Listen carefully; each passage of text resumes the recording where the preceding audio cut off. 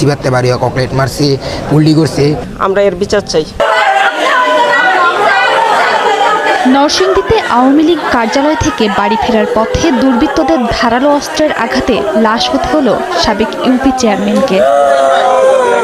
প্রত্যক্ষদর্শীরা জানান, প্রতিদিনের মতো মঙ্গলবার রাতেও ভগীরথপুর মাজার বাসস্ট্যান্ড এলাকার ইউনিয়ন আওয়ামী লীগের কার্যালয় থেকে ৮ থেকে ১০ জন দলীয় নেতাকর্মীকে সঙ্গে নিয়ে বাসায় ফিরছিলেন সাবেক ইউপি চেয়ারম্যান মাহবুবুল হাসান। পথে ৭ থেকে ৮ জন অস্ত্রধারী তাদের উপর হামলা করে। ধারালো অস্ত্রের আঘাতে মাহবুবুল হাসান, সাইদ হাসান পাপ্পু ও ফরহাদ মিয়া নামে ৩ জন আহত হন। স্থানীয়রা উদ্ধার করে নরসিংদী সদর হাসপাতালে নিলে চিকিৎসক সাবেক চেয়ারম্যানকে মৃত ঘোষণা করেন। আহত ২ জনকে ঢাকা মেডিকেলে পাঠানো হয়। আসসালামু আলাইকুম প্রিয় দর্শক, ফাইনালি চলে আসলাম আপডেট ও গুরুত্বপূর্ণ কিছু নিউজ নিয়ে আপনাদের মাঝে। প্রিয় দর্শক, অবশ্যই ভিডিওটি শেষ অবধি দেখবেন। দর্শক, আপনাদের কাছে ছোট্ট একটি অনুরোধ, দেশ এবং দেশের বাইরে হলে কমেন্ট বক্সে লিখে জানিয়ে দেবেন, আর চ্যানেলে নতুন হলে সাবস্ক্রাইব করে পাশে থাকা বেল বাটনটি অবশ্যই অল করে দেবেন, কারণ পরবর্তী আপডেট নিউজ সবার আগে পাওয়ার জন্য প্রিয় দর্শক আর অবশ্যই একটি লাইক দেবেন। দর্শক, আর দেরি নয়, মূল ভিডিওতে যাওয়া যায়। আসসালামু আলাইকুম রহমতুল্লাহি ওয়া বারাকাতুহু। সম্মানিত দর্শক, আওয়ামী লীগের সংসদ সদস্য, দলীয় সংসদ সদস্য আনোয়ারুল আজিম ওরফে, যার ডাকনাম আনার, ওরফে আনার, তার হত্যাকাণ্ড নিয়ে যা কিছু ঘটছে তাতে রহস্য ক্রমশ ঘনীভূত হচ্ছে। এই হত্যাকাণ্ডটি ঘটেছে কলকাতাতে। তো পুলিশের যে চরিত্র বা পুলিশের যে কর্মকাণ্ড, এটি বাংলাদেশ এবং কলকাতার যে পুলিশ, সেই তুলনামূলকভাবে বাংলাদেশ পুলিশ এখনো ভালো অবস্থানে আছে। কলকাতা পুলিশ আরও দুষ্ট এবং সেখানে বিশৃঙ্খলা আরও বেশি। কেন্দ্রীয় সরকারের কিছু আইপিএস কর্মকর্তা আছেন, তারা আছেন, তার সঙ্গে সঙ্গে রাজ্য পুলিশ, এর মধ্যে আবার এফবিআই নাই, যেটা ভারতের, যেটা কি এফবিআই এর আদলে ভারতের একটা কেন্দ্রীয় সিবিআই, যেটিকে বলা হয় central bureau of investigation, CBI. তো এরকম সিবিআই আছে। সিবিআই এর সাথে সাথে আবার কতগুলো স্পেশাল ফোর্স আছে। আমাদের দেশে যেমন র্যাব আছে, তো আমাদের দেশে যেমন সিআইডি আছে, এসবি আছে। তো এরকম পুলিশের অনেকগুলো সংগঠন আছে, কেন্দ্রীয় সরকারের এবং রাজ্য সরকারের। তো তাদের মধ্যে প্রায়ই অনেক বিষয়ে গণ্ডগোল হয়, যেটা আমাদের বাংলাদেশের পুলিশের ক্ষেত্রে হয় না। তো এখন আনারের যে হত্যাকাণ্ড, সেই হত্যাকাণ্ডটি হয়েছে কলকাতাতে, এবং আমরা যা কিছু জেনেছি বা যা কিছু বলছি, এর প্রাথমিক সূত্র হলো মূলত কলকাতার পুলিশ এবং সিআইডি, কলকাতার সিআইডি, এবং তাদের কথা মতো আমাদের বাংলাদেশের যে ডিবি পুলিশ, গোয়েন্দা পুলিশ, তারা তথ্য বিনিময় করছে। এবং গোয়েন্দা পুলিশের ঢাকা মহানগরীর যে এখন দায়িত্বপ্রাপ্ত কর্মকর্তা রয়েছেন মিস্টার হারুন, তিনি এখন ভ্রমণ করছেন কলকাতাতে। এবং কলকাতা পুলিশের যে তথ্য, সেই তথ্য অনুযায়ী বাংলাদেশে আমরা অনেকেই ভিডিও করছি, অনেকে খবর ছাপাচ্ছি, এবং কলকাতার পত্রপত্রিকাতেও কিন্তু অনেকগুলো লেখাচাপা হচ্ছে। কিন্তু বাস্তবতা কি? এবং এখানে নানা রকম বিভ্রান্তি তৈরি হচ্ছে।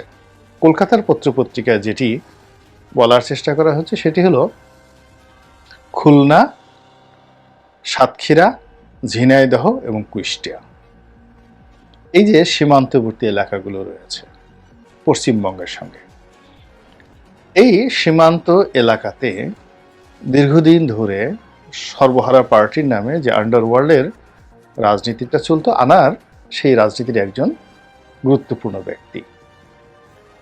এরপর সে আওয়ামী লীগে যোগদান করেছে, তার সঙ্গে সঙ্গে চোরাচালানি, এবং এখন যেগুলো শোনা যাচ্ছে যেন তেন চোরাচালানি নয়, 1000 কোটি টাকার চোরাচালান, সেটা হীরার চোরাচালান এবং স্বর্ণের চোরাচালান। এবং আপনারা জানেন যে আমাদের শাহজালাল আন্তর্জাতিক যে বিমানবন্দর, এটিকে সোনা চোরাচালানির একটি যাকে বলা হয় গোল্ডেন ট্রায়াঙ্গেল, ত্রিকোণ বিশিষ্ট ভূমি, যেটিকে বলা হয় গোল্ডেন ট্রায়াঙ্গেল, এটিকে বিবেচনা করা হয় শাহজালাল আন্তর্জাতিক বিমানবন্দরকে। এখান দিয়ে ভারতের অনেক চোরাচালানির যে পণ্য আসে এবং এগুলো সীমান্তে চলে যায়। এর যে ব্যবসায়িক ভলিউম, এটি আমাদের যে হোয়াইট বিজনেস রয়েছে, সাদা বিজনেস রয়েছে, এর চেয়ে অনেক অনেক বেশি। ভারতের স্বর্ণ এবং ভারতের যে ডলার পাচার, এটার একটা বিরাট অংশ এই বাংলাদেশের ভূমি ব্যবহার করে চোরাকারবারীরা বা স্মাগলারের যারা গ্যাং লিডার রয়েছে তারা, বা মাফিয়া ডন যারা রয়েছে তারা দীর্ঘদিন যাবৎ এই কাজগুলো করছে। এবং এই ডনদের একটা বিরাট নেটওয়ার্ক রয়েছে। আপনারা জানেন যে ভারতের ডনদের যে হেডকোয়ার্টার, এটি মুম্বাইতে, বলিউডে। আপনারা সেই 50-এর দশকের হাজি মাস্তান,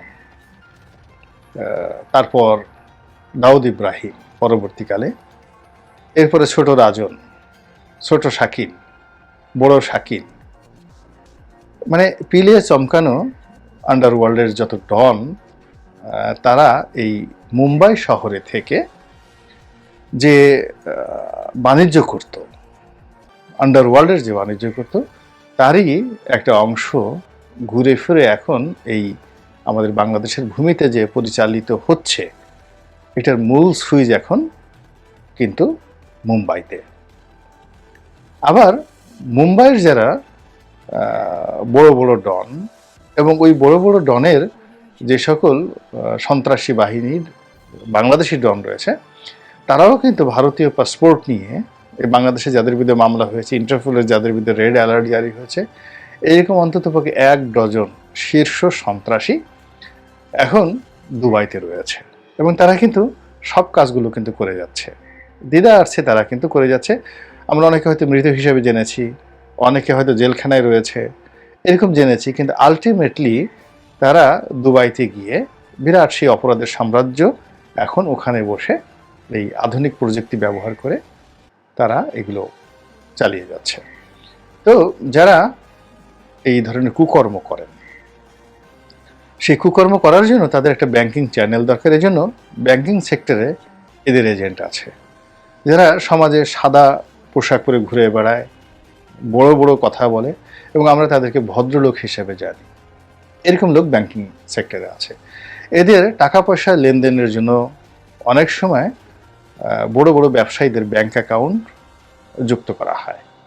তো কাজেই এই সমাজে আমরা যাদেরকে অনেক বড় বড় ব্যবসায়ী, গ্রুপ অফ ইন্ডাস্ট্রিজের মালিক হিসেবে জানি, তারা মূলত এরকম আন্ডারওয়ার্ল্ডের ডনদের সাথে যুক্ত আছে।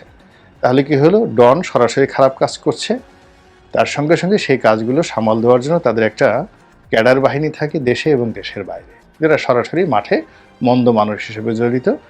যেমন ধরেন ডাকাত শহীদ কিংবা জিসান, সন্ত্রাসী জিসান, এরকম অনেক লোক আছেন, সুইডেন আসলাম, যারা এই কাজগুলো করেন। এখন তারা কেউ পলাতক, কেউ দেশের মধ্যে আছে, দেশের বাইরে আছে। তৃতীয় যে সেক্টর, সেটা হলো ব্যাংকের সাথে জড়িত এবং ব্যবসা প্রতিষ্ঠান, বড় বড় ব্যবসা প্রতিষ্ঠানে জড়িত। ক্ষেত্র বিশেষে তাদের অ্যাকাউন্ট, তাদের ব্যবসার যে সুনাম সুখ্যাতি এবং তাদের ব্যাংকিং চ্যানেলটা ব্যবহার করা হয় এই লেনদেনগুলো অনেক সময় ক্যাশের পরিবর্তে যখন ব্যাংকিংয়ের মাধ্যমে হয়, তাহলে এর সাথে একটা গ্রুপ আছে।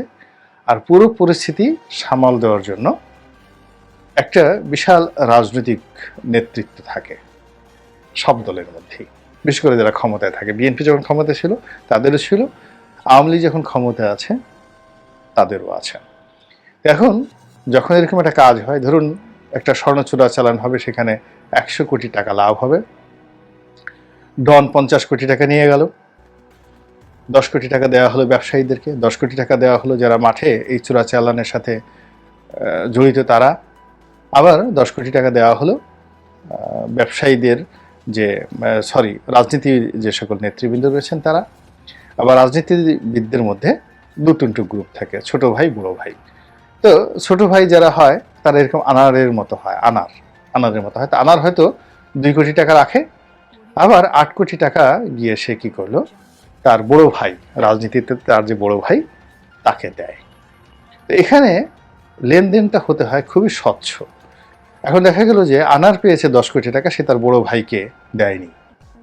বড় ভাই মাইন্ড করে সে দেখা গেল পুলিশ প্রশাসনকে ব্যবহার করে একটা চালান ঠেকিয়ে দিল। মুহূর্তের মধ্যে হই হুল্লোড় পড়ে গেল, কে কে কে এই কাজ করেছে। দেখা গেল আনার করেছে, ধরো আনারকে। আবার দেখা গেল যে ব্যবসায়ীকে দেওয়া হয়নি, সে এরকম ধরিয়ে দিল একটা ঘটনা। তো যার জন্য এখানে লেনদেনগুলো খুব স্পষ্টভাবে করতে হয়। তো এই লাইনে আনার এই এখন যেটা জানতে পারছি, দীর্ঘদিন যাবত তিনি কাজ করে যাচ্ছেন, একেবারে যাকে বলা হয় রাস্তার টোকাই, মানে টোকাই থেকে শুরু করে আজকের এই পর্যায়ে তিনি এসেছেন, সংসদ সদস্য হয়েছেন।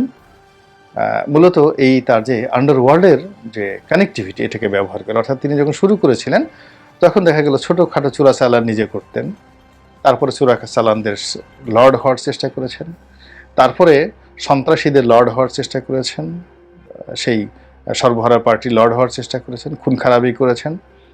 এরপরে সেই খুন খারাপি থেকে ধীরে ধীরে তিনি রাজনৈতিক ছোট ভাই হওয়ার চেষ্টা করেছেন। এরপরে বড় ভাইদের সাথে যোগাযোগ করে তিনি তার কর্মকাণ্ড করতে গিয়ে হয়তো কোথাও কোনো ঝামেলা তিনি পাকিয়ে ফেলেছেন।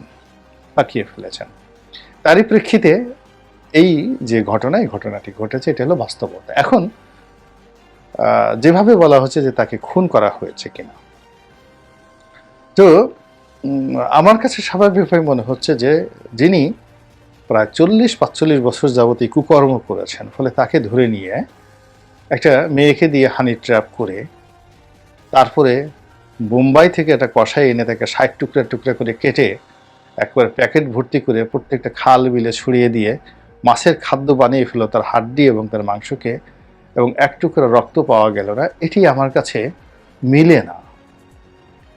আমার কাছে যেটা মনে হচ্ছে যে ঘটনার পিছনে আরও ঘটনা আছে, এবং এখানে আনারের যারা বড় ভাই আছে, রাজনৈতিক অঙ্গনে বড় ভাই আছে, হু ওয়াজ দেয়ার গ্যাং লিডার, তাদেরকে একটু টাইট দিলেই কিন্তু বোঝা যাবে। এবং সেই তাদেরকে বাঁচানোর জন্য, অর্থাৎ আনারের যারা বড় ভাই, তাদেরকে বাঁচানোর জন্য এই ধরনের ঘটনা ঘটানো হতে পারে, বা এই ধরনের ঘটনা যদি না ঘটে থাকে এই ধরনের কাহিনী ঘটতে পারে। এখন এই আনারের যারা বড় ভাই, সেই বড় ভাই কারা? বাংলাদেশে বড় ভাই কারা? পশ্চিমবঙ্গে বড় ভাই কারা?